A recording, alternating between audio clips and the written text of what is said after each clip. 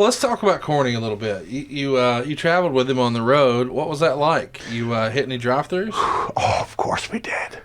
You know, so Stan would have eaten a little better, but I remember Corny saying something to me.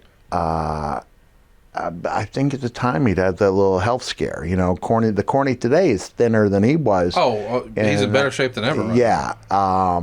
But I remember him saying it was like Tracy Smothers saying to me, "Cactus, there's not too many people out there.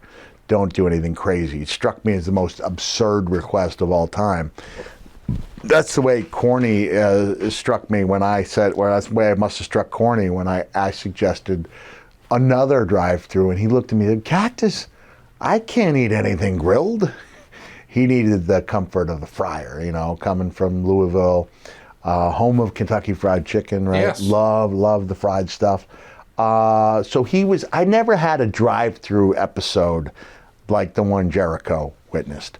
But what I do have, one of my fondest Corny memories is coming out of arena. Have I told this story before? Coming out of arena, and this guy approaches like he's a big fan. He goes, "Jim Cornette?"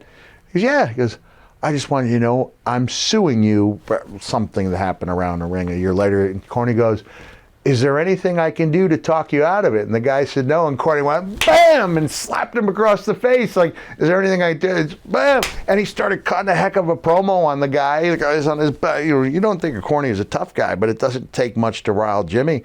And then Bobby Eaton starts rifling off some of the most perfectly enunciated English I've ever heard from him. Which is normally a mumble. He was a mumbler.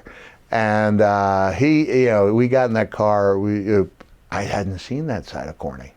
You know, but man, he didn't even hesitate. "Is there anything I can do to talk you out of it?" And as soon as the guy said no, bam, here comes the 5 fingers of Cornette right across. I guess the idea being, if I'm going to get sued either way, I might as well get have my some shots fun. in. Right, yeah, exactly. Yeah.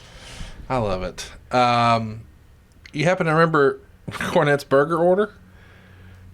No. Okay. I No, don't know. do you know it? Well, Bruce has made it a whole thing on his podcast. Double meat, extra onions, double meat, you know, all that. And then when you think he's done, he'll drop a mother, you know.